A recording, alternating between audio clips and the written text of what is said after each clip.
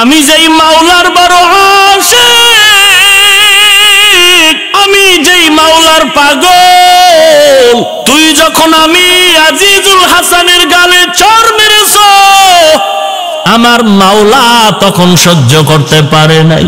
আল্লাহর ওলি মুফতি আজিজুল হাসান মাটিতে তাকাইয়া তাকাইয়া হাঁটেন, আর ডানে হাতে নবীর সুন্নাত।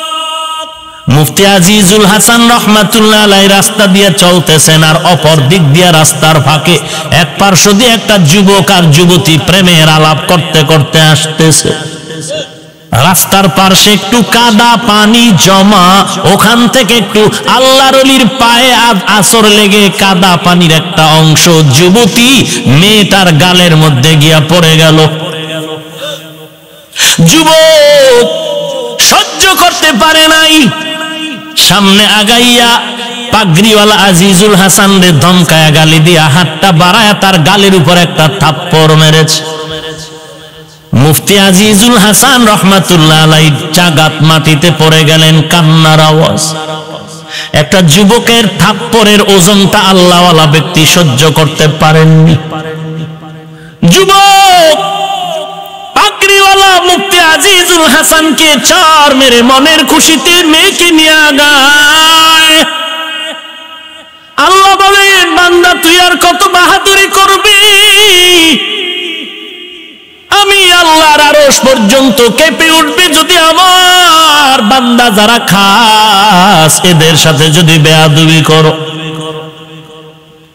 আমি আল্লাহ যাদের সম্মান দিব তুই জিন্দেগিতে তাদের সম্মান নষ্ট করতে পারবি না। যদি হাতটা বাড়াও তোর হাত বাঁকা হয়ে যাবে।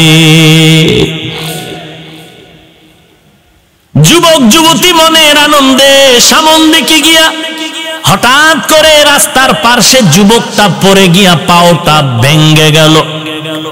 যুবক চিল্লায় কয়, বাঁচাও বাঁচাও। তৃতীয় একটা ব্যক্তি এই যুবক যুবতীর ঘটনা পর্যন্ত দেখতেছিল, নীরবে দৌড়াইয়া কাছে এসে বলে, রে যুবক তোর কি হয়েছে? বলে পা ভেঙ্গে গেছে। কি জন্য? বলে এমনি। যুবতী মেয়েটারে বলে, ওই মেয়েটা তুই জানো নি এই যুবকের পাও ভাঙলো কেন? বলে জানি না। বলে ওই যে এক পাগড়িওয়ালারে থাপ্পড় মেরে রাস্তায় ফালায় দিয়েছে এই যুবক, কারণটা কি চিনো পাগড়িওয়ালারে? কয় না চিনি না। বলে আমরা জানি, আমাদের এলাকায় সবাই তারে বড় হুজুর বলে ডাকে। এই বড় হুজুর থানবী রহমাতুল্লাহ আলাইহির খলিফা, তার কাছে গিয়ে তাড়াতাড়ি ক্ষমা চাও, না হয় এই যুবকের কপাল আর উপরে যাবে। ওয়া মাকারু ওয়া মাকারাল্লাহ ওয়া মাকারু ওয়া মাকারাল্লাহ ওয়াল্লাহু খায়রুল মাকিরিন।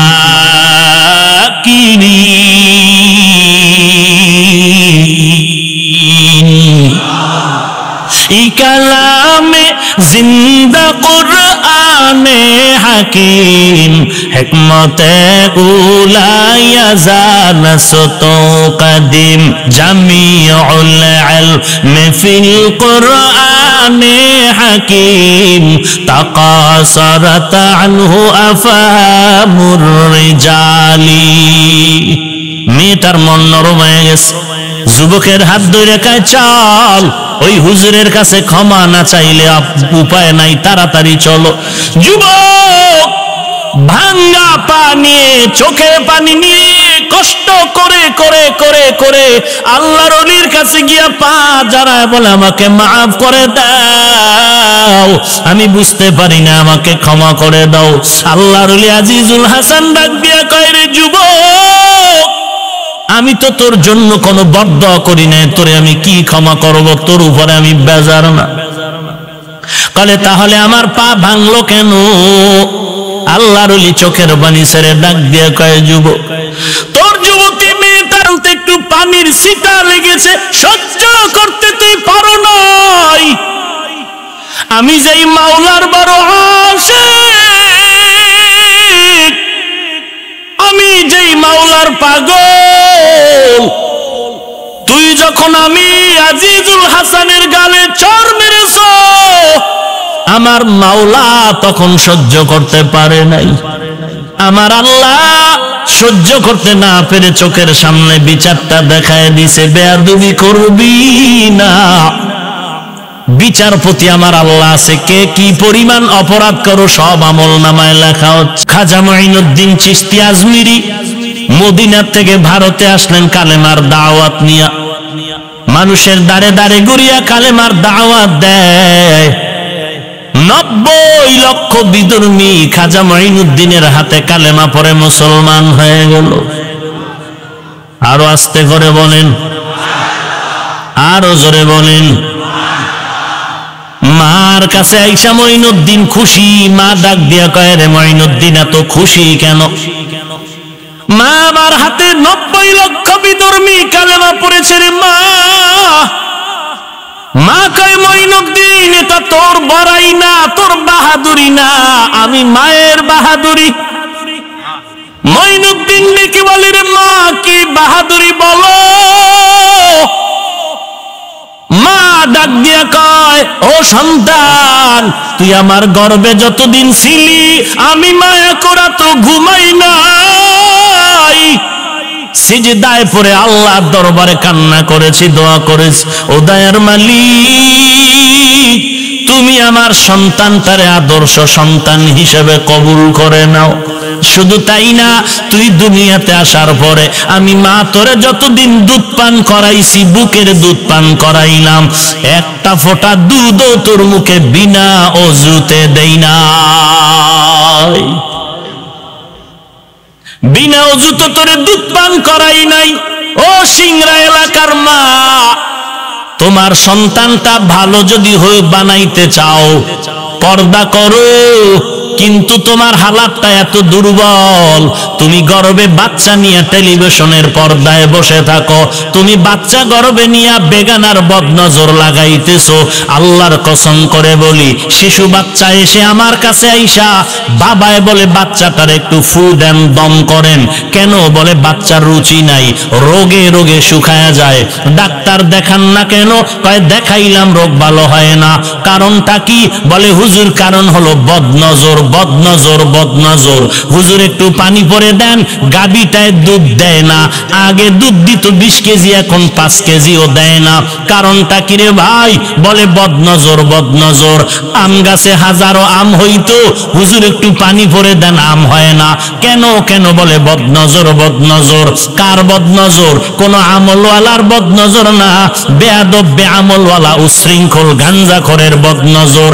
একটা গাঞ্জাখোরের বদনজরে যদি বাচ্চা অসুস্থ হয়ে যায়, একটা গাঞ্জাখোরের বদনজরে যদি গাছের ফলের মধ্যে আঘাত লাগে, ওরে আল্লাহর মা বোনেরা, আল্লাহর বান্দি, আপনার গর্বের উপরে যদি কোনো বেগানার বদনজর লাগে, যুবকরা যুবতীর দিকে কি সুনজরে তাকায়?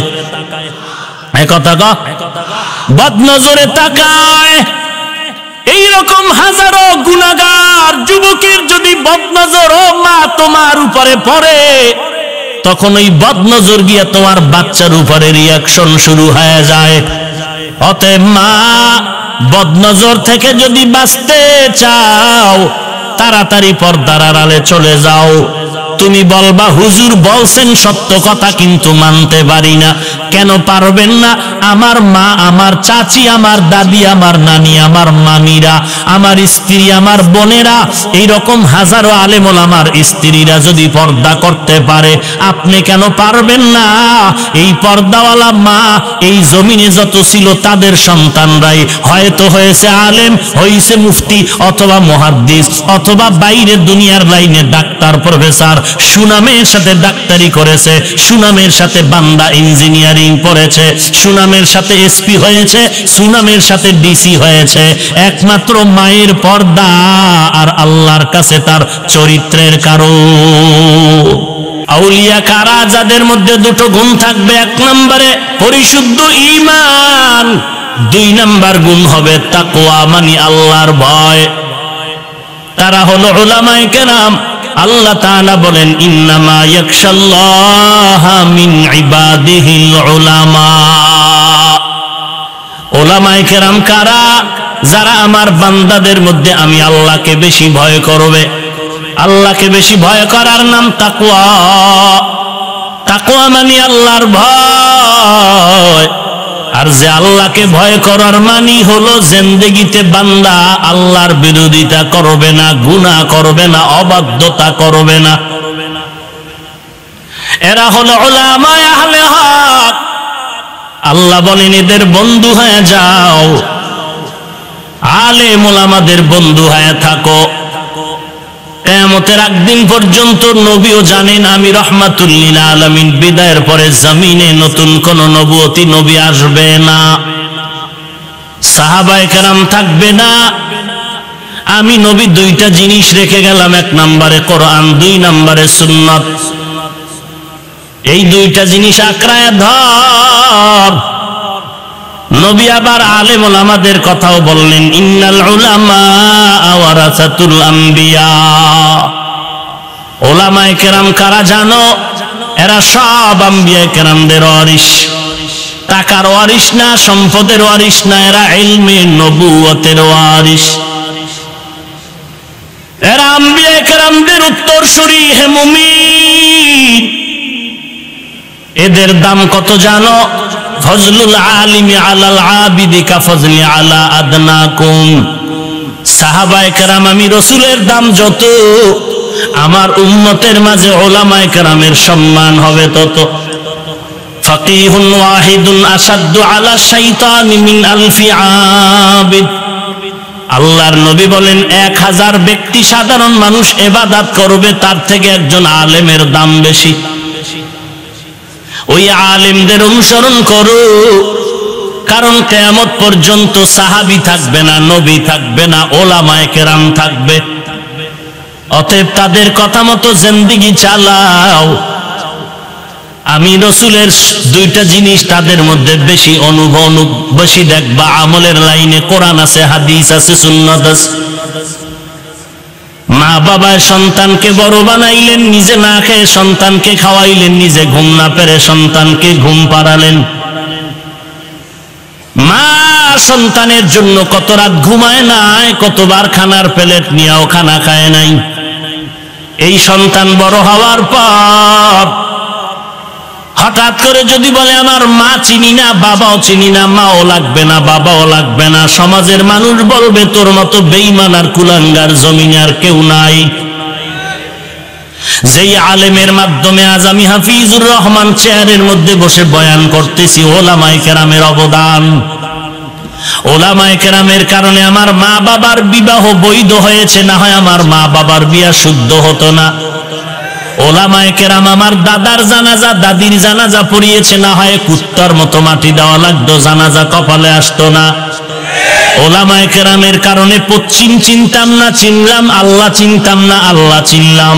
ওলামায়ে কেরামের মাধ্যমে নবী চিনলাম, সুন্নাত চিনলাম, কোরআন পড়লাম, হাদিস পড়লাম। ওলামায়ে কেরামের মাধ্যমে হক আর বাতিল পরিচয় পেলাম। ওলামায়ে কেরামের মাধ্যমে হালাল হারামের পরিচয় পেলাম। এখন কোন মুমিন যদি বলে আমার আলেম ওলামা লাগবে না, দুনিয়ার মুসলমানের এক আওয়াজ, তোর মতো বেঈমান আর কুলাঙ্গার সমাজে আর কেউ হতে পারে না। ইলমেরা জাজু করদান বেহিসাব, খলকেরা দাদান জওয়াবে বাসওয়াব। अपना दारद दोस्ते खल्का जारेरा मिस्ते ई खसलत एके दिनदारेरा। ইসলামের পর্দা লাগাইয়া যারা আলেম বিদ্বেষী, আলেমের দুশ্মন, এদেরকে চিহ্নিত করুন। এরা মৃত্যুবরণ করলে এদের জানাজা যেন কোনো আলেম না দেয়। আর তাদেরকেও বলছি, যারা আলেম দেখতে পারো না, মরার আগে ওসিয়তনামা লিখে যাও, তোমার জানাজা কোনো আলেম যেন না পড়ায়। हकीकत से तो दुनिया बेखबर है, दुनिया की नुमाइश पर नजर है। नबी गुयाम के आज दुनिया जुदा बाश, बाहर कारे के बाशी बा खुदा बाश। चिस्ते दुनिया आज खुदा فالبدان نقماشو نقره فرزندزان آبو در کشتی হালাকে কশতিয়াস আবো আন্দার জিরে কাশতি পুষতিয়াস। গোলামি করব আল্লাহর তরিকা থাকবে নবীজির। গোলামি কার? সবাই বলেন আদর্শ কার? নবীজির। আদর্শ কার? একমাত্র নবীর আদর্শ। গোলামি করবি আল্লাহর, কারণ আমার জিন্দেগির জন্য দুইজন আমার আসল, আর কেউ আসল নাই। এক নম্বরে আমার আল্লাহ, তারপরে আমার নবী রহমাতুল্লিল আলামিন। এই দুইজন আমার আসল। এই দুইজন কি? বলেন বলেন। এরপরে আমার মা, আমার বাবা, আমার পীর, আমার উস্তাদ, আমার ইমাম, আমার ভাই, আমার পরিবার আমাদের আসল না, আসল না। এরা সবাই আমাদের আপন। এরা কি? কিনা? সবাই মুখস্থ করেন। এরা সবাই আমাদের কিনা, আসল না। আসল কয়জন? এক নম্বরে জিহ্বা নারায়ে মহব্বতে বলেন এক নম্বরে। দুই নম্বরে নবীজি রহমাতুল্লিল। এই দুইজন আমার আসল, বাকি সবাই আমার। পীর সাহেব আমার, ইমাম সাহেব আমার, মা বাবা কেউ কি না? আসল না। পীর আমার আপন, পীর আমার আসল না। ওস্তাদ আমার আপন, ওস্তাদ আমার আসল না। মা বাবা আমার আপন, মা বাবা আমার আসল না। আসল হলো আমার দুইজন, এক নম্বরে আল্লাহ, দুই নম্বরে হলো রহমাতুল্লিল আলামিন। বাকি সবাই আমাদের আপন। তবে ওই আপনটা কতক্ষণ? ওই আপন আব্বা আম্মা আপন কতক্ষণ? ওস্তাদ আমার আপন কতক্ষণ? পীর সাহেব আমার আপন কতক্ষণ? তারা আমার দুইটা আসল ঠিক রাখবে যতক্ষণ। আসল কয়জন? এক নম্বরে, দুই নম্বরে। অন্যরা সবাই কি? এই আপন থাকবে কতক্ষণ? আল্লাহ এবং নবীর লাইন মতো আমার আব্বা আম্মা চলবে যতক্ষণ। আমার পীরকে আমি আপন মনে করি ততক্ষণ। পীর আমার আল্লাহ এবং নবীর তরিকা মতে চলবে যতক্ষণ। আমার ইমাম সাহেবকে আমি আপন মনে করব ততক্ষণ, যতক্ষণ পর্যন্ত আল্লাহর গোলামি করবে, নবীর তরিকা মানবে। যদি দেখি আমার আব্বা আম্মা আল্লাহ মানে না, নবী মানে না, আমিও আব্বা আম্মা মানি না। যদি দেখি আমার পীর আমার আল্লাহ মানে না, আমার নবী মানে না, আমি আমার পীরকেও মানতে রাজি না। কারণ আমি গোলামি করব আল্লাহর, তরিকা মানব নবীজি। এখানে একটা প্রশ্ন করতে পারে ছিদ্রান্বেষণকারী সাহেবরা, কি করবে? বলে হাফিজ ভাই কথা তো সুন্দর হয়ে গেল, কিন্তু বাঁকা দিকে যাও কেন? কি সুন্দর? বলে গোলামি করবা আল্লাহর, তরিকা চলবে নবীর। কথা তো সুন্দর কথা, পীর ঢুকাইলা কেন? ইমাম ঢুকাইলা কেন? মাযহাব ঢুকাইলা কেন? তাবলিগ ঢুকাইলা কেন? চরমনাই ঢুকাইলা কেন? উজানি ঢুকাইলা কেন? পীর মাশায়েখ ঢুকাইলা কেন? এখন কথা হলো ঠিকই কথা, আল্লাহ মানবো, নবী মানবো, পীর লাগবে না, মাযহাব লাগবে না, ইমাম লাগবে না। কিন্তু কপাল আমারটাও খারাপ, আমার আব্বার কপালটাও খারাপ। আমার আব্বা আম্মা, আমিও আল্লাহর কোরআন পড়তে জানি না, আল্লাহর নবীরেও চিনি না, সুন্নত তরিকা চিনি না। এখন কি করব? আল্লাহ পরামর্শ দিয়া কয় ফাসআলু আহলা যিকরি ইন কুনতুম লা তা'লামুন। যারা জানো না, জাননেওয়ালার কাছ থেকে জেনে জেনে আমল করো। আমি নবী চিনি না, আল্লাহ চিনি না, কোরআন জানি না, হাদিস জানি না, সুন্নত চিনি না। তাবলিগওয়ালাদের মাধ্যমে আল্লাহ চিনলাম, তাবলিগওয়ালাদের মাধ্যমে সুন্নত চিনলাম। পীর মাশায়েখের মাধ্যমে আল্লাহ চিনলাম, পীর মাশায়েখের মাধ্যমে আমি নবীর সুন্নত চিনলাম। এখন আমি বান্দা, আমি যাব বগুড়া থেকে ঢাকা, নাটোর থেকে আমি ঢাকা চলে যাব। মাঝখানে যমুনা ব্রিজ আছে, হঠাৎ ব্রিজ ভেঙে গেল। এখন এক নৌকাওয়ালা আইসা বলে হাফিজ ভাই তোমাকে আমি নদীর ওপারে দিয়ে আসি। আমার বন্ধুর সাথে দেখা করতে যাব। বন্ধুর কাছে গিয়া বললাম বন্ধু, বন্ধু টেনশনে আছিল যমুনা নদীটা কেমনে পার হবে। বন্ধু জিগায় বন্ধু যমুনা নদী কেমনে পার হয়েছ? নদীর মধ্যে যেই সমুদ্র, যেই নদীর ব্রিজ ছিল ভেঙে গেল। বললাম বন্ধুরে, আমাকে এক নৌকাওয়ালা সুন্দর করে আমাকে পার করে দিয়েছে। নৌকাওয়ালা এত সুন্দর, এখন আমারও মনটা এমন গলিয়া গেল। আমার বন্ধু শুনে কয়, তাহলে তো তারে পুরস্কার দেওয়া দরকার। কয়, টাকাও নেয় নাই, তাই নাকি? বলে হ্যাঁ। বলে ওরে আমি পাইলে পুরস্কার দিব, তুমিও যদি পাও পুরস্কার দিও। আল্লাহর জান্নাতে যাবে এটা আমার আসল কথা। গোলামি করবো আল্লাহর তরিকা মানবো, নবীর যাব আমি জান্নাতে। মাঝখানে অনেক শয়তানরা অনেক নদী পার হওয়ার জন্য রেডি হয়ে আছে। এই নদী জাহান্নামের নদী, এই নদী বেঈমানের নদী। বিভিন্ন নদী আর সমুদ্র আমার পাড়ি দিয়া দিয়া জান্নাতের ময়দানে যেতে হবে, কিন্তু নদী পারাবার আমার কোনো রাস্তা নাই। ওরে আল্লাহওয়ালারা দইরা দইরা সুন্নতের আমল দিয়া দিয়া আমারে নদী পার করা শিখাইলেন। চরমনায় গিয়া সুন্নতের পরিচয় পাইলাম, আল্লাহওয়ালার মাধ্যমে সুন্নতের পরিচয় পাইলাম। আমার নবী যদি জিগায় হাফিজুর রহমান আল্লাহরে চিনলি কেমনে? জান্নাতের ময়দানে আসতে কত নদী, এই নদী পার হয়েছো কিভাবে? ওই দিন যদি বলি আল্লাহ আমি তোমাকে চিনতাম না, আমি নবী চিনতাম না, আমি সুন্নতের রাস্তা চিনতাম না, চরমনের পীর আমাকে ধরে ধরে সুন্নত শিখাইলো, আপনি গলারা ধরে ধরে সুন্নত শিখাইলো, আল্লাহ বলবে আয় আয় এরে বান্দা সামন দিকে আয়, আমি আল্লাহ আজকে মোহাব্বত করে তোরে জান্নাত দিয়া দিলাম। আর যার মাধ্যমে তুই জান্নাতের পথে আসছো ওদেরকেও ডাক দাও, আমি তাদেরকেও জান্নাতে দিয়া দিলাম।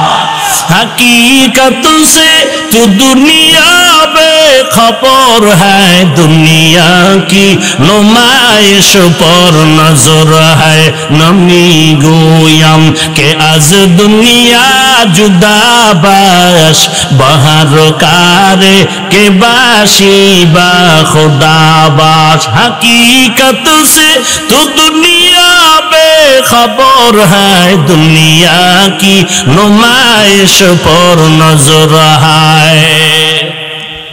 চরমনাই খারাপ, তাবলিগ খারাপ। কে তোর বাপেরে গাঞ্জা খাওয়ায়? ওই বদমাইশ, তাবলিগওয়ালারা গাঞ্জা খাওয়ায়, তাবলিগওয়ালারা বিড়ি টানায়, চরমনাইওয়ালারা বেনামাজি বানায়, বরং লক্ষ লক্ষ জাহান্নামের পথের ডাকাত আজকে তাবলিগের সওয়াবে নামাজি হয়েছে কি হয় নাই? সত্য কথা বলো, হয়েছে কি হয় নাই? আজকে দেওবন্দি কওমি মাদ্রাসার সওয়াব পেয়েছো, বহু জাহান্নামের রোগী জান্নাতের পথে আসে। আগে নামাজ পড়তো না, এখন নামাজ পড়ে। আগে দাড়ি রাখতো না, এখন দাড়ি লম্বা করেছে। আর জিকির করতো না, এখন জিকির করে। আজানের আগে বান্দা মসজিদে গিয়া হাজির হয়ে যায়। ওরে বান্দা, এরা তো খারাপ না। যদি বলো তাবলিগ খারাপ, চরমনাই খারাপ, দেওবন্দি খারাপ, আমি বলবো বান্দা তুমি নিজেই বড় খারাপ। তাহলে বাঁচতে হলে গোলামি কার? আদর্শ চলবে নবীজির। আদর্শ কার? হামসুরাতো হামসিরাতে মুস্তফা দর তামামি হালে উকুন ইত্তেবা ইত্তেবায়ে সুন্নতে খায়রুল বাশার গিরে লাজিম তাবয়াবি এ পেসার। আল্লাহ বলেন আমাকে ভয় কর, জবানের হেফাজত করো। জবান তারে কেমনে হেফাজত করবা? এক নম্বরে জবান দ্বারা মিথ্যা কথা বলবা না, সাবধান। কারণ আল্লাহ বলেন ওয়াইলু ইয়াউমা ইযিল লিল মুকাদ্দিবিন, মিথ্যাবাদীর জন্য ওয়াইল নামক জাহান্নাম। মিথ্যাবাদীর জন্য ওয়াইল নামক জাহান্নাম। এক নম্বরে মিথ্যা কথা বন্ধ করো, জবানকে হেফাজত করো। জবান দ্বারা মিথ্যা বলবা না, কারণ মিথ্যাবাদীর ধ্বংস অনিবার্য একদিন, আগে আর পরে। মিথ্যা কথা বলে বলে মাকে ধোকা দিয়েছো, সরকারের ধোকা দিয়েছো, কাস্টমারের ধোকা দিয়া টাকার বালিশ বানাইছো। একদিন তাকায় দেখবি তোর টাকার বালিশ ইঁদুর বন্ধু খাইয়া ফেলাইছে। মিথ্যার বিচার। এক নাম্বার জবানের হেফাজত করো, মিথ্যা থেকে জবানকে বাঁচাও। সংক্ষেপে বলছি, 2 নাম্বার জবানের হেফাজত যদি করতে চাও, গালাগালির থেকে জবানকে বাঁচাও। قال النبي صلى الله عليه وآله وسلم سباب المسلمين فسوق وقتاله كفر। মদিনার নবী বলেন, মুমিন মুমিনকে গালি দেওয়া পাপিষ্টের কাজ, এক মুমিন আর এক মুমিনের বিরুদ্ধে জিহাদের ঘোষণা দেওয়া বেদিনের কাজ। قال النبي صلى الله عليه وآله وسلم المسلم من سلم المسلمون من لسانه ويده। আল্লাহর নবী বলেন, খাঁটি মুসলমান ওই ব্যক্তি যার হাত আর জবান দ্বারা মানুষ কষ্ট পায় না। মদিনার নবী বলেন, এর উম্মতের দল, দুটো জিনিস যদি হেফাজতের জিম্মা নাও, আমি নবী তোরে জান্নাতে নেওয়ার জিম্মা নিব। قال النبي صلى الله عليه وآله وسلم من يزمن لي ما بين لحييه وما بين رجليه أزمن له الجنة। দুইটা জিনিস হেফাজত করো, 1 নম্বরে জবানের হেফাজত করো, 2 নম্বরে লজ্জাস্থানের হেফাজত করো। নবী বলেন, আমি নবী তোমাকে জান্নাতে নেওয়ার জিম্মাদারি নিব। হকনা দারাত দোস্তে খালকা জারেরা নিস্তে ইখাস লাতে কে দিনদারেরা কুয়াতেনে কিনাদারি বদমকুন বরওয়াজুদে খুদসতাম বেহাদমকুন। মোনাজাত দিয়ে দিব, আর একটু সামনে আগাবো। সবাই বসবেন তো ইনশাআল্লাহ। উঠা বসা করতেছে, আমি নিষেধ করছি বারবার, উঠলেই মোনাজাত দিয়ালাম, উঠা বসা করলেই মোনাজাত দিন। ইয়া আইয়ুহাল্লাযীনা আমানুত্তাকুল্লাহ, কাকে ভয় করব? আরো জোরে বলেন, আল্লাহকে ভয় করো, জবানের হেফাজত করো। কেমনি করবা? 1 নম্বরে মিথ্যা কথা বলা বন্ধ করে দাও। পারি না, আল্লাহর কাছে তৌফিক চাও, আল্লাহ তুমি তৌফিক দাও, আমি জবান দ্বারা মিথ্যা কথা বলবো না। আল্লাহ তৌফিক দিলেই মিথ্যা বন্ধ করা সম্ভব। 2 নম্বর, জবান দ্বারা গালাগালি করিও না। অন্যকে কেন মিয়া, নিজের ছেলে মেয়ে স্ত্রী পরিবার আত্মীয় স্বজনরে কি পরিমাণ গালি দেন, আর মোবাইলে কি পরিমাণ মিথ্যার চর্চা করেন, একটু চিন্তা করিয়ে।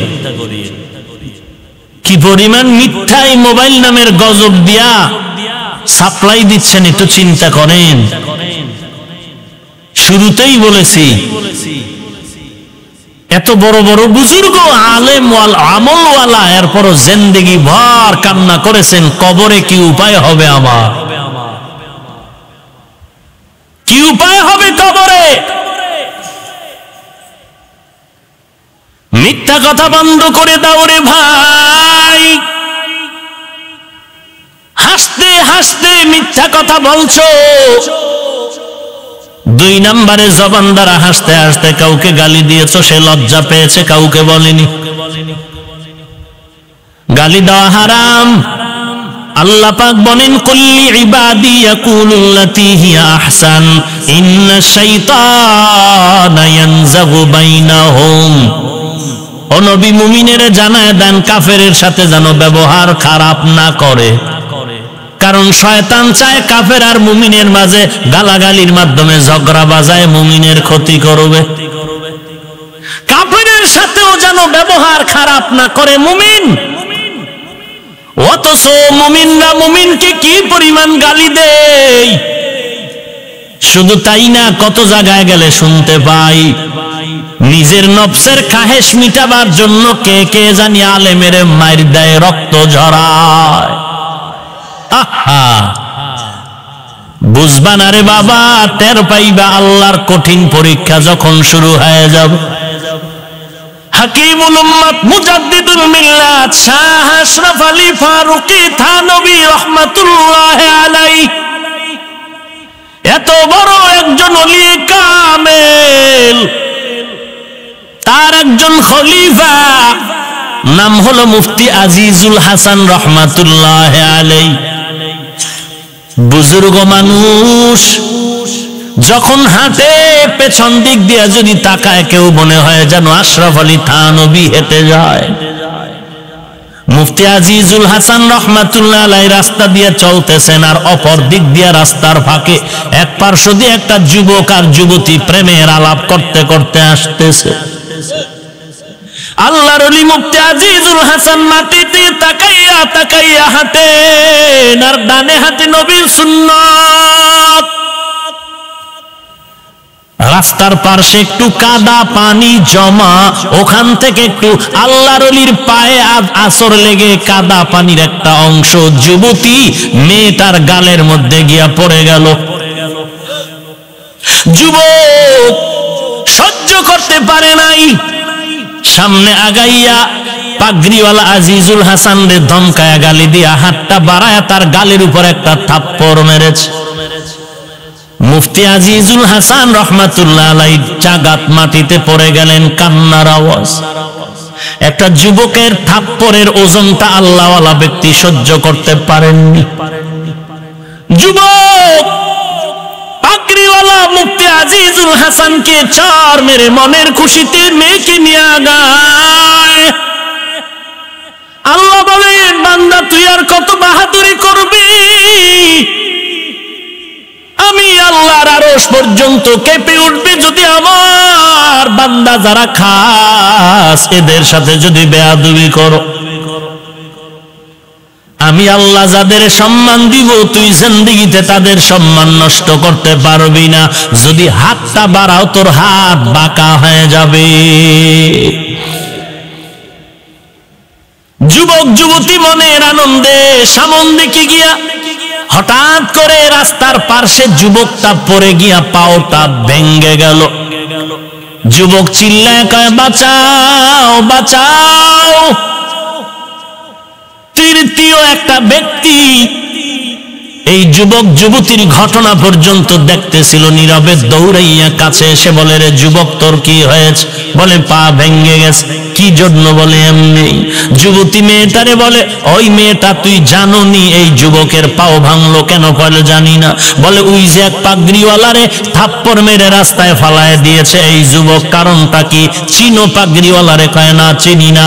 বলে আমরা জানি, আমাদের এলাকায় সবাই তারে বড় হুজুর বলে ডাকে।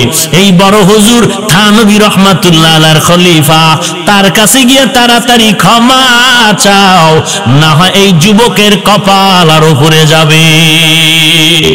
ওয়া মাকারু ওয়া মাকারাল্লাহ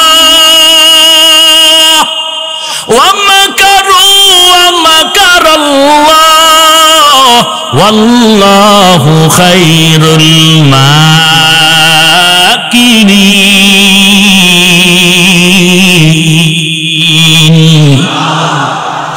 কালামে জিন্দা কুরআনে হাকিম, হিকমতে উলা ইয়াজানাসত কদিম, জামিউল ইলম ফিল কুরআনে হাকিম, তাকাসারাত আনহু আফামুর রিজালি। মেয়েটার মন নরম হয়ে গেছে।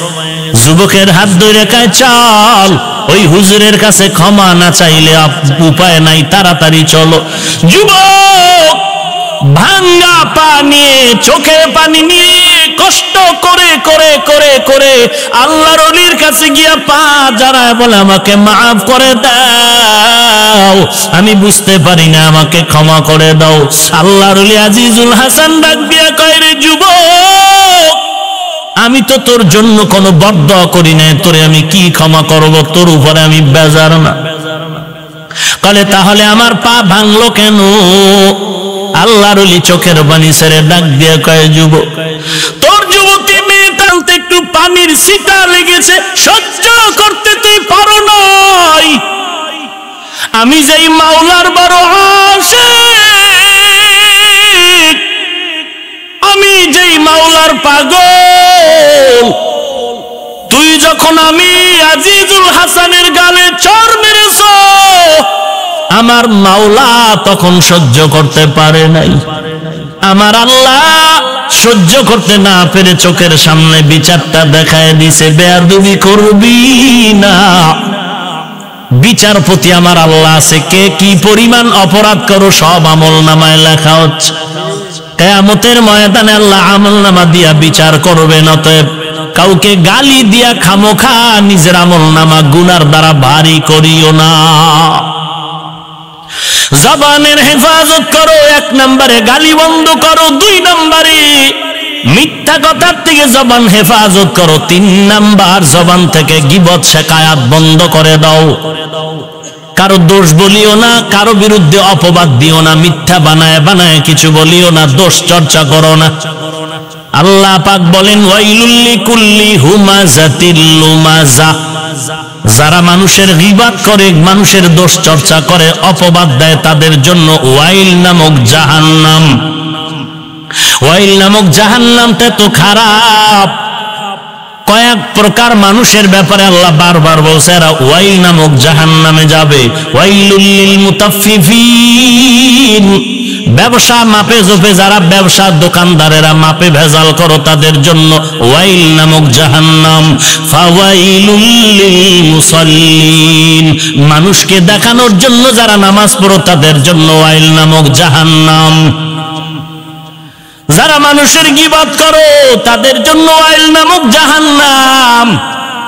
জবান দ্বারা শুধু গীবত না, জবান দিয়া মানুষের দোষ বললে যেই গুনাহ, ফেসবুকে লেখলেও সেই গুনাহ। এই কপাল পরা যুবক, তোর মা তো খুব ভালো, তোর আব্বাও ভালো, তুই এত খারাপ কেন রে?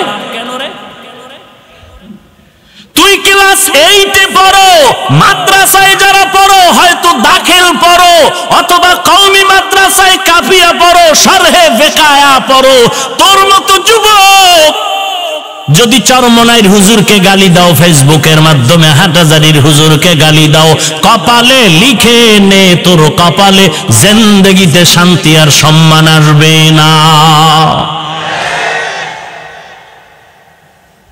তুই এত বড় বেয়াদব কেন? এত বড় সাহস তোর কি করে হলো? তোর মতো বেয়াদবের চরমনার বিরুদ্ধে বললেও কি না বললেও কি, কিন্তু কপাল তো তোরটা পুড়ে যাচ্ছে, তোর মা বাবায় জানে না।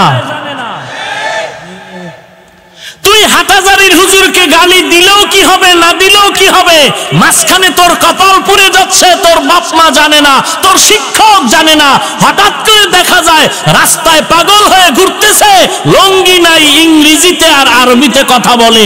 ব্যাপারটা কি? পাগল রাস্তার আরবি বলে কেন, ইংলিশ বলে কেন? পাগলদের জন্য কি ইংরেজি কোচিং করানো হয়? না না, ভালো ছাত্র ছিল, বেয়াদবি করার কারণে গজবে পড়েছে।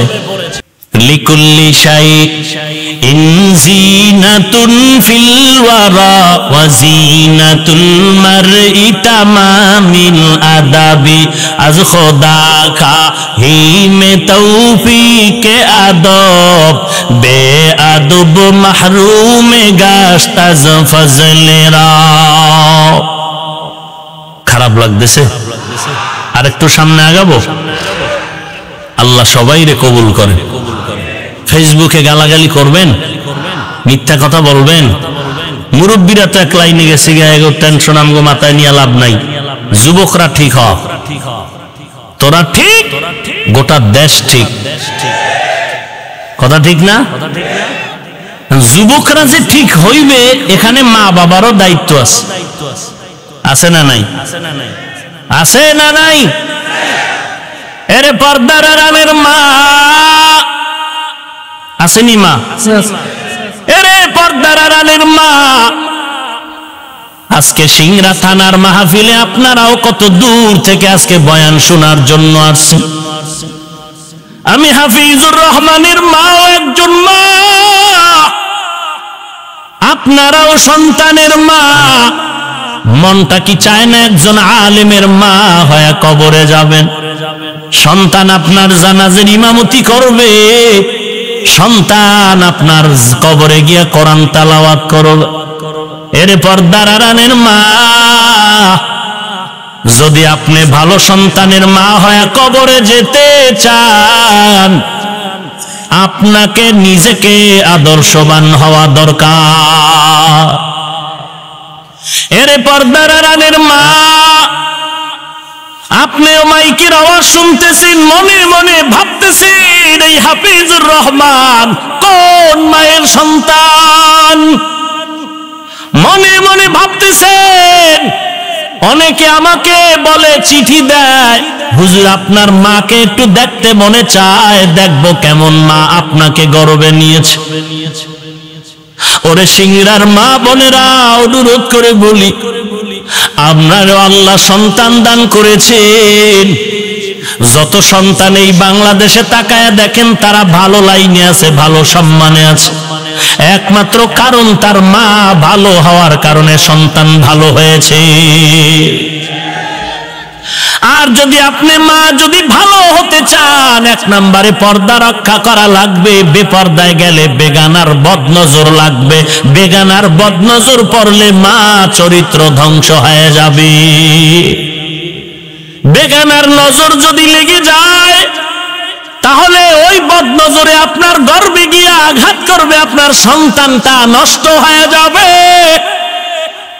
ও মা, ওই বেগানার বদনজর যে থেকে যদি বাঁচতে চাও, তাহলে বেগানার বদনজর থেকে পর্দায় থাকো আর আল্লাহর কাছে কান্না করো। খাজা মঈনুদ্দিন চিশতি আজমিরি মদিনা থেকে ভারতে আসলেন কালেমার দাওয়াত নিয়া। মানুষের দাঁড়ে দাঁড়ে ঘুরিয়া কালেমার দাওয়াত দেয়। 90 লক্ষ বিধর্মী খাজা মঈনুদ্দিনের হাতে কালেমা পড়ে মুসলমান হয়ে গেল। আরো আস্তে করে বলেন, আরো জোরে বলেন। মার কাছে আইসা মঈনুদ্দিন খুশি। মা ডাক দিয়া কয়, রে মঈনুদ্দিন এত খুশি কেন? মা আমার হাতে 90 লক্ষ বিধর্মী কালেমা পড়েছে রে মা। মা কয়, মঈনুদ্দিন এটা তোর বড়াই না, তোর বাহাদুরি না, আমি মায়ের বাহাদুরি। মঈনুদ্দিন ডেকে বলে, রে মা কি বাহাদুরি বলো? মা ডাক দিয়া কয়, ও সন্তান, তুই আমার গর্ভে যতদিন ছিলি আমি মায়া করা তো ঘুমাই নাই। সিজদায় পড়ে আল্লাহর দরবারে কান্না করেছি, দোয়া করেছি, ও দয়ার মালিক, তুমি আমার সন্তানটারে আদর্শ সন্তান হিসেবে কবুল করে নাও। শুধু তাই না, তুই দুনিয়াতে আসার পরে আমি মা তোরে যতদিন দুধ পান করাইছি, বুকের দুধ পান করাইলাম, একটা ফোঁটা দুধও তোর মুখে বিনা অজুতে দেই না। বিনা অজুতে তোরে দুধ পান করাই নাই। ও সিংড়া এলাকার মা, তোমার সন্তানটা ভালো যদি হয়ে বানাইতে চাও, পর্দা করো। কিন্তু তোমার হালাতটা এত দুর্বল, তুমি গর্বে বাচ্চা নিয়ে টেলিভিশনের পর্দায় বসে থাকো, তুমি বাচ্চা গর্বে নিয়ে বেগানার বদনজর লাগাইতেছো। আল্লাহর কসম করে বলি, শিশু বাচ্চা এসে আমার কাছে আইসা বাবায় বলে বাচ্চাটার একটু ফু দেন, দম করেন। কেন? বলে বাচ্চার রুচি নাই, রোগে রোগে শুকায়া যায়। ডাক্তার দেখান না কেন? কয় দেখাইলাম, রোগ ভালো হয় না। কারণটা কি? বলে হুজুর কারণ হলো বদনজর, বদনজর, বদনজর। হুজুর একটু পানি পরে দেন। গাবিটায় দুধ দেয় না, আগে দুধ দিত 20 কেজি, এখন 5 কেজিও দেয় না। কারণটা কি রে ভাই? বলে বদনজর, বদনজর।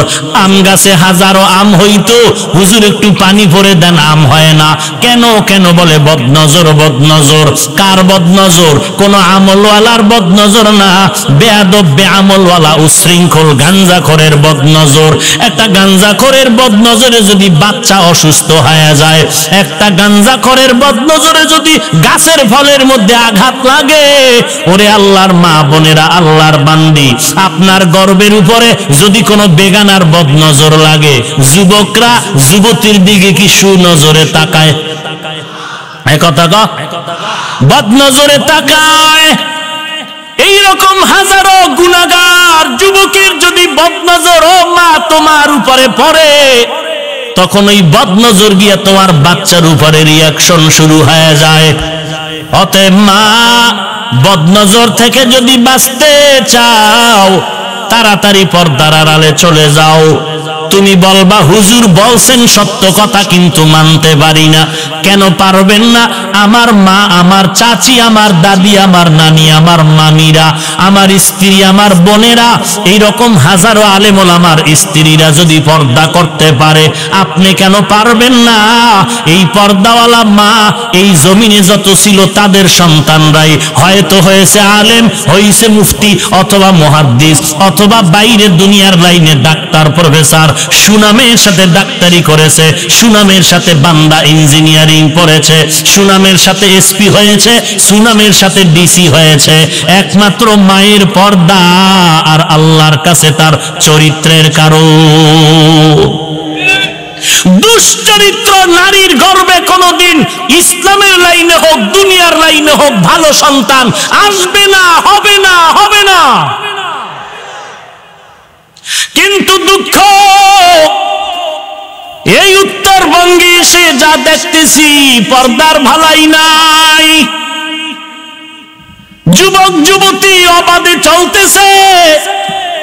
ঢাকায় যে পুরা পর্দা করে তা বলছি না, কিন্তু এতটুকু বলবো, যত বড় বেশ্যা মহিলা হোক না কেন, একজন টুপিওয়ালাঙ্গ হুজুর দেখলে ওড়না টেনে মাথায় টেনে দেয়।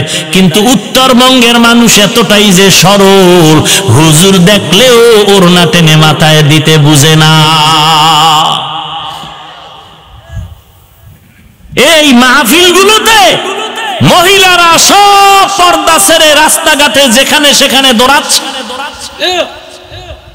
চোখে তাকায় দেখলাম গতকাল প্রায় ঘন্টাখানে এই মহিলাদের ব্যাপারে বয়ান শুনাইলাম। এরপরে আর একটা কি, এই মহামারীর থেকে বাঁচার উপায় নেই, তাহলে উত্তরবঙ্গে আমি বয়ানে আর আসতে পারবো না। সেটা হলো ক্যামেরা লাগাইয়া মা বোনদের আমার ছবি দেখায় প্রজেক্টরের মাধ্যমে, যারা দেখাবে সব কবিরা গুনাহে শামিল হয়ে যাবে। নামাজ পড়তে কষ্ট, টুপি মাথায় দিতে কষ্ট, দাড়ি রাখতে কষ্ট। বাবা এটা তুমি বুঝো যেমন, আমি কিন্তু কম বুঝি না। এরপরও টুপি ফালাই না, দাড়ি ফালাই না, নামাজ ছাড়ি না, কারণ একমাত্র আল্লাহর কোরআন সত্য, নবীর কথা সত্য। আল্লাহর কোরআনে জাহান্নামের বয়ান আছে না নাই? জবাব দেন। মিথ্যা না সত্য? ওই জাহান্নাম কত কত ভয়ঙ্কর। গুনাহগার হয়ে কবরে গেলে উপায় নাই রে যুবক। জমিন থেকে 9,30,00,000 মাইল উপরে সূর্য, দিনে ছিল রাতে নাই, এরপরও এত গরম কেন? ফ্যানের বাতাসেও ঠান্ডা হয় না, ঘাম। কেউ যদি আমার একটা বেতের বাড়ি দেয়, আমি কান্না করি, সহ্য করতে পারি না একটা বেতের বাড়ি। মদিনার নবী বলেন, গুনাহগার হয়ে যদি কবরে যাও, ওই কবরে গুনার কারণে দুই পার্শ্বের মাটি তোমাকে চাপ দিবে। কবরের মধ্যে একটা নয়, দুটো নয়, 70 থেকে 99টা সাপ। জাহান্নামের আগুন কবর ভরে যাবে। বালিশে মাথা লাগায় চিন্তা করো, যদি তোমার অন্তর বলে কোরআন সত্য, হাদিস সত্য, গুনাহ নিয়ে কবরে গেলে আযাব হবে তাও সত্য। আল্লাহর কাছে ক্ষমা চাও রে যুবক। তোমার আমার মতো যুবক তাকায় দেখো, স্কুলে পড়ে, কলেজে পড়ে, এক ওয়াক্ত নামাজও বাদ দেয় না। জবাব দাও, তুমি কেন পারবা না? তোমার আমার মতো যুবক র‍্যাব, আর্মি, পুলিশ, বিডিআরের চাকরি করে, নামাজ বাদ দেয় না, তুমি কেন পারবা না? কয়দিন আর যৌবনের বাহাদুরি করবা? কত যুবক আইসা, আজকেও তো আমি নাটোরে ছিলাম, এক যুবক আইসা কান্নায় বিভোর হয়ে গেল, পাবনা বাড়ি। বলে হুজুর আমি একটা ছোট্ট দোকান দেই, আমার এই মোবাইলে ছবি বের করে দেখাচ্ছে, আর বলে আমার এই বডির মধ্যে খোদাই করা করা ছবি অঙ্কন করা ছিল। আপনার বয়ান শোনার পর 1 ফিট পরিমাণে এই ছবি আমি যে অঙ্কন করেছি, তা উঠানের জন্য প্রায় 11,000 টাকা করে আমার খরচ হয়েছে। হুজুর আমি বুঝ আসার পরেই দাড়িটা রাখছি, আর নামাজ ছাড়ি না, পর্দা করি। হুজুর আমার মাথায় হাত দিয়া দোয়া করে দেন, কান্না করে আর বলে আমি জাহান্নামে যাইতে পারবো না, গুনাহগার হয়ে মরতে চাই না। হেদায়েতের মালিক আল্লাহ। কপাল খারাপ হইলে উপায় নাই, নবীরে দেখলো 13 বছর আবু জাহাল কালেমা পড়ল না। আর ওমরের মতো বান্দা তরবারি নিয়ে নবীরে জবাই করতে যাইয়া কালেমার রশি গলায় লাগায় মুসলমান হয়ে গেল। সেই ওমর এত দামি হয়ে গেল যে রাস্তায় চলে সে রাস্তায় শয়তান চলে না। সেই ওমর জান্নাতের সুসংবাদ প্রাপ্তদের মধ্যে 2য় নম্বরে ওমর। ঈদের দিন দরজায় তালা লাগায় কান্না করে। আবু হুরায়রা বলেন কাঁদেন কেন? বলে জাহান্নামের ভয়। এরে যুবক আল্লাহর গোলাম, তওবা করো। কয়দিন আর বাহাদুরি করবি? কোরআন পড়ে ঠগি নাই, টুপি পরে ঠগি না, আল্লাহর সম্মান আল্লাহর মোহাব্বতে চলতেছি রে বাবা। স্কুলে পড়ো, কলেজে পড়ো, আমার একটা দাবি তুমি কোরআন শিখো, নবীর তরিকায় চলো, 5 বেলার নামাজ পড়ো, মা বাবার খেদমত করো, দেশের বিরুদ্ধে ষড়যন্ত্র করিও না, জাতির বিরুদ্ধে ষড়যন্ত্র করিও না, আল্লাহওয়ালার সোহবতে থাকো, আলেম ওলামাদের পরামর্শ নিয়ে জিন্দেগি চালাও। কয়দিন আর বাহাদুরি করবা? চোখ দুটো বন্ধ করে দেখো, খেলার মাঠে কত বন্ধু ছিল আজকে নাই। লেখাপড়ার টেবিলে কত বন্ধু বান্ধব নিয়ে আড্ডা করেছো, অনেকেই কবরবাসী হয়ে গেছে। এক জায়গায় বয়ানে গেলাম, মোনাজাত করতেছি, একজনে বলে হুজুর আপনার বয়ান শুনতে আসার পথে একদল যুবক মারা গেছে, অ্যাক্সিডেন্ট হয়েছে। আর এক জায়গায় গিয়া শুনি যাওয়ার পরে, মোনাজাতের পরে বাড়ি যাওয়ার সময় রাস্তায় অ্যাক্সিডেন্ট হয়ে মরে গেছে। তুমি ঘর পর্যন্ত যাওয়ার গ্যারান্টি নাই। অতএব আমি পায়ে হাত রেখে বলবো, আর নামাজ ছাড়িও না, নবীরে কাঁদায়ও না, দাড়িটা কাটিও না, মা বাবারে কষ্ট দিও না, আলেমদের বিরোধিতা করিও না, তওবা করো। মনে মনে আল্লাহকে ডেকে বলো, আল্লাহ এই ময়দানে আমার মতো গুনাহগার কেউ নাই, আমি জাহান্নামের আযাব সহ্য করতে পারবো না। তওবার নিয়তে আজকে রেডি হয়ে গেলাম, আর দাড়ি কাটবো না, নামাজ ছাড়বো না, বেপরদায় চলবো না, মা বাবাকে কষ্ট দিব না, আলেম ওলামাদের বিরোধিতা করব না। ও আল্লাহ, তুমি আমাকে তওবা করার তৌফিক দাও। তুমি যদি তৌফিক না দাও সম্ভব হবে না। গলায় ছুরি আসবে, মরে যাব, তারপর নবীর বিরোধিতা করব না। যদি খাঁটি তওবার নিয়ত কারো হয়ে থাকে, খাঁটি তওবার নিয়তে দুটো হাত আল্লাহকে দেখায় দাও। আয় আল্লাহ সবার হাত কবুল করে নেন। আয় আল্লাহ আমরা তওবার নিয়তে হাত তুলেছি, তওবা কবুল করে নেন। আয় আল্লাহ আমাদের জিন্দেগির গুনাহ মাফ করে দেন, তওবার উপরে মজবুত হয়ে চলার তৌফিক দান করেন। আয় আল্লাহ 5 ওয়াক্ত নামাজ বা জামাত আদায়ের তৌফিক দান করেন। আয় আল্লাহ সমস্ত গুনাহের প্রতি ঘৃণা জমায়ে দেন, আমিন। আলহামদুলিল্লাহি রাব্বিল আলামিন।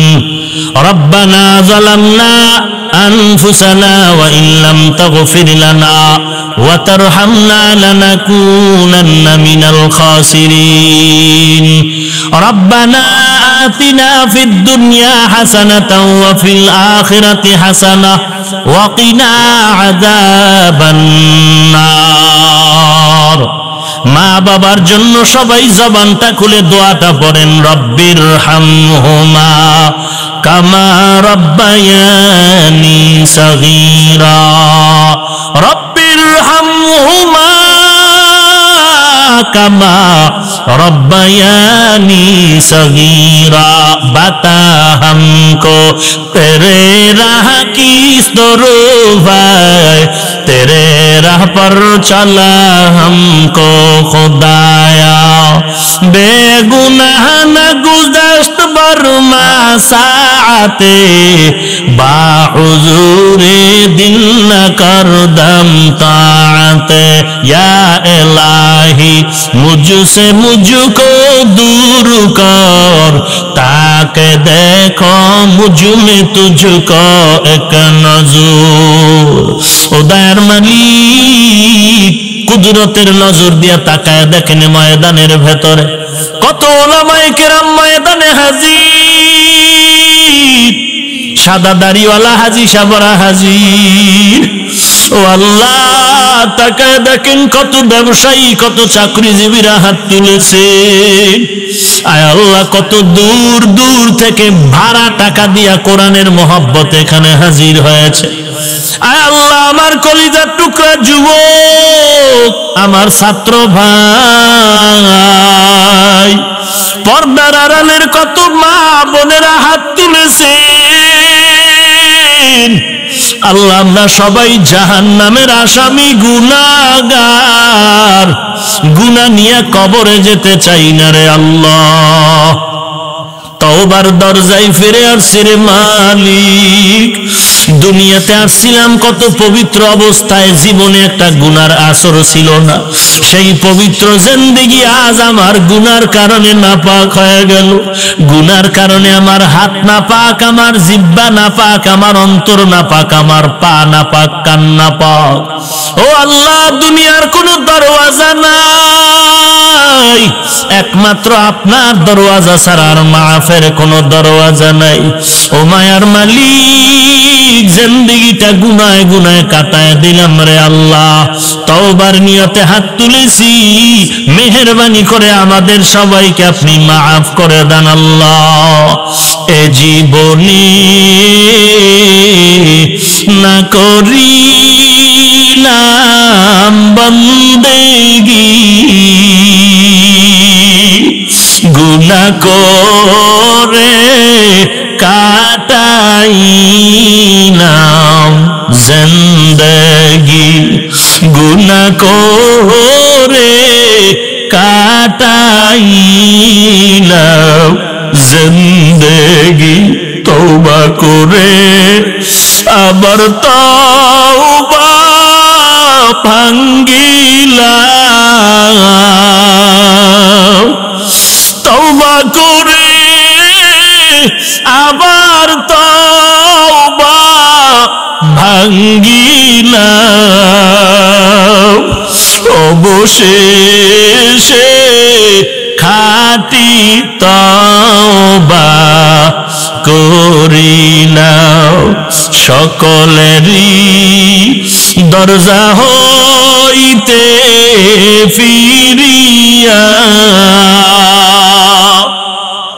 আপনার দরজায় রইলাম তাকায়া।